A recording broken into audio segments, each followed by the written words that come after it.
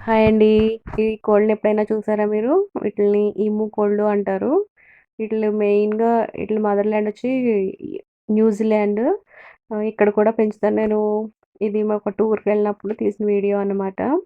So, మెయిన్‌గా దీన్ని యొక్క మాంసం కోసం పెంచుతారు. ఎందుకంటే దీంట్లో లో ఫ్యాట్ అండ్ కొలెస్ట్రాల్ కూడా చాలా తక్కువగా ఉంటుంది. నెక్స్ట్ ఈము నుంచి వచ్చే ఆయిల్ కూడా చాలా వాల్యుబుల్ అనమాట. అందుకనే వీటిని పెంచుతారిక్కడ. చాలా స్ట్రాంగ్ బర్డ్స్ అండి ఇవి. ఓకేనండి. హాయ్ అండి. ఎలా ఉన్నారు అందరూ? నేనైతే చాలా బాగున్నాను. మీరందరూ కూడా బాగున్నారని అనుకుంటున్నాను.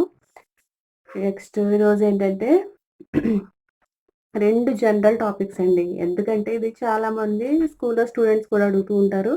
మేడం తుమ్మెందుకొస్తుంది మనకి? Why we sneeze and why we yawn అని అడుగుతూ ఉంటారు. స్నీజింగ్ అంటే తుమ్మడం, అలాగే ఆవలింత ఎందుకొస్తుంది అని అడుగుతూ ఉంటారనమాట.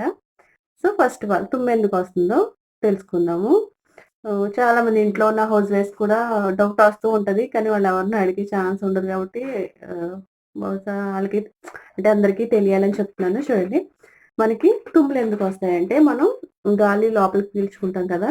పీల్చుకున్నప్పుడు మన గాలితో పాటు రకరకాల మైక్రో వైరస్ కానివ్వండి, బాక్టీరియా కానివ్వండి, అవన్నీ ఏంటంటే ఈ ముక్కుకు వెళ్ళే గాలి ద్వారా లోపలికి వెళ్తాయన్నమాట. సో, మనం ఇక్కడ నోస్‌లో హెయిర్ ఉంటుంది కదా! అదేం చేస్తుంది లోపలికెళ్ళకుండా ఇక్కడ ఫిల్టర్ చేసేస్తుంది. ఈ బాక్టీరియా గాని, ఏదైనా ఫారిన్ ఆర్గానిజమ్స్ మన బాడీకి లోపలికి ఎంటర్ అయ్యే వాటిల్ని ఫిల్టర్ చేసేస్తుందనమాట. సో, ఎప్పుడైతే ఇది ఫిల్టర్ చేసేస్తుందో, ఈ మైక్రో ఆర్గానిజమ్స్ ఉన్నాయి కదండీ! అవి ఎక్కువయినప్పుడు మనకేమవుతుందంటే ఇరిటేషన్ అనేది వస్తుందనమాట. ఒక రకమైన ఇరిటేషన్ వచ్చి వెంటనే ఇన్ఫర్మేషన్ ఇక్కడి నుంచి ఇరిటేషన్ అనేది ఏమవుతుందంటే ఒక ఇన్ఫర్మేషన్‌ని బ్రెయిన్‌కి రీచ్ అయ్యేలా చేస్తుంది. వెంటనే బ్రెయిన్ ఏం చేస్తుంది మనకి తుమ్మొచ్చేలా చేస్తుందనమాట. సో, ఆ విధంగా ఏం చేస్తుంది బాడీ ఈ నోస్ ద్వారా లోపలికి ఎంటర్ అయ్యేటువంటి బాక్టీరియా గానీ, వైరస్ గానీ వీటిలన్నిటిని ఈ స్క్వీజింగ్ ద్వారా స్నీజింగ్ ద్వారా బయటికి పోయేలాగా చేస్తుందనమాట. అదండి అసలు రీజన్. సో, స్నీజింగ్ అనేదేంటి మన బాడీలోకి ఎంటర్ అయ్యేటువంటి ఫారిన్ బాడీస్‌ని ఏదైతే మనం హాని చేస్తాయనుకుంటారో జెర్మ్స్ వాటిల్ని బయటికి ఎలిమినేట్ చేయడానికి జరిగేటువంటి ఒక ప్రాసెస్ అనమాట. ఓకేనా? నెక్స్ట్ కానీ కొన్ని కొన్ని సందర్భాల్లో ఏమిటంటే మనకి ఎక్కువ తుమ్ములు వస్తా ఉంటాయి. ఎలాంటి కండిషన్ అంటే ఎలర్జిక్ కండిషన్స్‌లో. ఏదైనా ఒక ఫుడ్ పడకపోవచ్చు, లేదా ఒక పోలెన్‌ది అంటే పుప్పొడి పడకపోవచ్చు. సో, ఆహ్, డస్ట్ పడకపోవచ్చు. సో, అలాంటి సిట్యుయేషన్స్‌లో కంపల్సరీ డాక్టర్‌ని కన్సల్ట్ చేయాలనమాట. ఫస్ట్ ఆఫ్ ఆల్ డాక్టర్‌ని కన్సల్ట్ చేసే ముందు మీకు ఏదైతే పడట్లేదో దాన్ని మీరు ఫస్ట్ అబ్జర్వ్ చేసి అప్పుడు డాక్టర్‌ని కన్సల్ట్ చేస్తే ట్రీట్మెంట్ తీసుకోవడానికి కూడా చాలా ఈజీగా ఉంటుందనమాట. అదండి. నెక్స్ట్ మనం తుమ్మొచ్చినప్పుడు కళ్ళు కూడా మూస్తా ఉంటాం కదా! సో, మన బాడీ ఆటోమేటిక్‌గానే హ్మ్. ఏం చేస్తుందంటే దాన్నది సేవ్ చేసుకుంటూ ఉంటుందనమాట.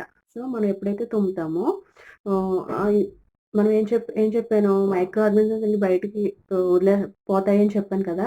సో, అవి మళ్ళీ కళ్ళల్లోకి వెళ్ళకుండా బాడీ ప్రొటెక్ట్ చేసుకుంటుంది. ఇదొక రీజన్. ఓకేనా? ఇది కూడా ఒక రీజన్ అనమాట.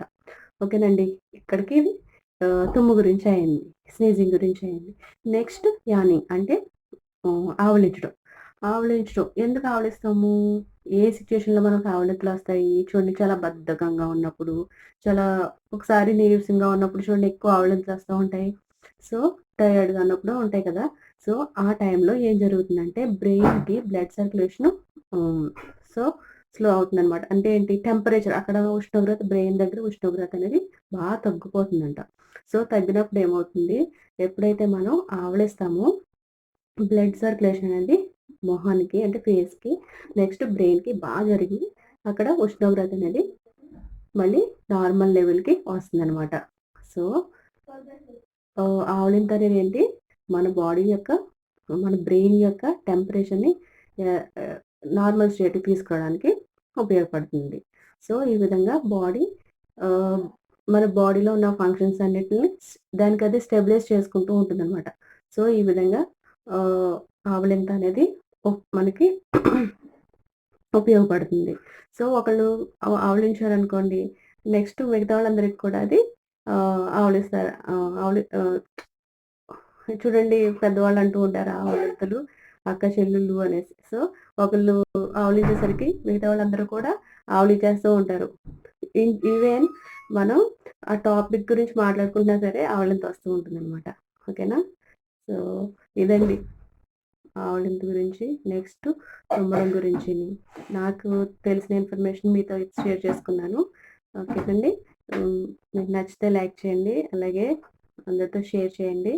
సో, ఇలాంటి అప్డేట్స్ ఇంకొన్ని మీరు చూడాలి అనుకుంటే నా ఛానల్‌ని సబ్స్క్రైబ్ చేయండి. ఉంటాను. బాయ్. హాయ్ అండి. చూడండి కరోనా ఎఫెక్ట్ ఏమో గానీ, కరోనా హాలిడేస్ లేదు, ఏమీ లేదు. హౌస్ వైఫ్స్‌కి ఇప్పుడు ఇంకా బిజీ అయిపోయారండి బాబు. చూడండి పిల్లలు ఇంటి దగ్గర ఉంటారా, వాళ్ళకి రోజు ఒక వెరైటీ స్నాక్ కావాలి. ఓకేనా? సో, స్కూల్ ఉంటేనే బావుందండి. అంటే జాబ్‌కి వెళ్తేనే బావుందండి. సాటర్‌డే ఆర్ సండే ఉండేది. రోజు ఒక వెరైటీ చేయాల్సొస్తుందనమాట. మళ్ళీ రోజు ఒకే వెరైటీ అనే తినరు మళ్ళీ. సరేనండి. చూడండి నేను ఈరోజు ఒక స్నాక్ ఐటెమ్ చేస్తున్నాను. చా ఆల్రెడీ చేసిన సెకండ్ టైమ్ ఇది చేయడం. సో, పొటాటోస్‌ని బాయిల్ చేసి నేను మ్యాష్ చేశాను. అందులో పచ్చిమిర్చి, కొత్తిమీర, కారం, కొంచెం చాట్ పౌడర్ యాడ్ చేశానండి. ఇవన్నీ ఇలా మిక్స్ చేసుకోవాలి. మిక్స్ చేసుకున్న తర్వాత చూడండి ఏం చేస్తానో చూపిస్తాను. మిక్స్ చేసి ఏం చేయాలంటే ఆల్రెడీ ఒక ఎగ్ బీట్ చేసి ఉంచుకున్నాను చూడండి. దీన్ని ఇలాగ బాల్ కింద చేసి అందులో ముంచాలన్నమాట. ముంచి తర్వాత ఇందులో ఇవి అప్లై చేయాలి. ఇవి ఏంటవి సేమియా స్టిక్స్లో దొర్లించాలన్నమాట. సో ఇవి ఏంటంటే ఇవి బర్డ్ నెస్ట్ అంటే పక్షుల యొక్క గూళ్ళ కనిపిస్తాయి చూడడానికి, అందుకని దీన్ని బర్డ్ నెస్ట్ అంటారు. చిన్నపిల్లలు ఎలాగా పొటాటో అంటే ఇష్టపడతారు కదండి, ఇష్టపడిన వాళ్ళు ఉండరు. సో పొటాటో తోటి నేను ఇలా స్నాక్ చేస్తాను అనమాట. సో ఎలా వేస్తానో చూపిస్తాను చూడండి. ఇలా తీసుకున్నాను కదా, ఇలాగా రోల్ చేసుకోవాలన్నమాట. రోల్ చేసుకుని దీంట్లో ఇలాగా సోక్ చేయాలి, ఉంచాలి. ఉంచి తర్వాత ఇందులో ఇలా రోల్ చేయాలి మళ్ళీ. సో చూడడానికి ఇది బర్డ్ నెస్ట్ లాగా కనిపిస్తుంది కదండి. సో అదనమాట. సో నేను ఆల్రెడీ ఆయిల్ పెట్టుకున్నాను, వీటెక్కింది.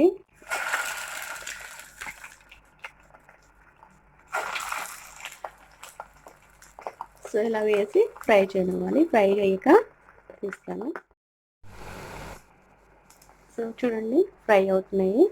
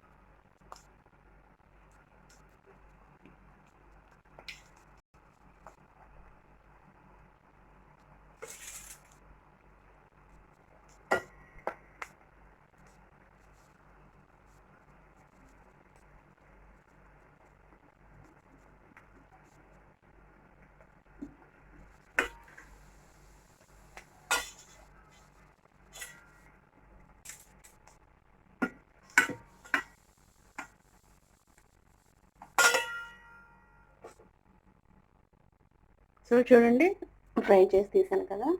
సో చూడడానికి పక్షి గుళ్ళ కనిపిస్తాయి కాబట్టి వీటికి బర్డ్ నెస్ట్ అని పేరు పెట్టారనమాట. ఓకేనా, బాగున్నాయండి.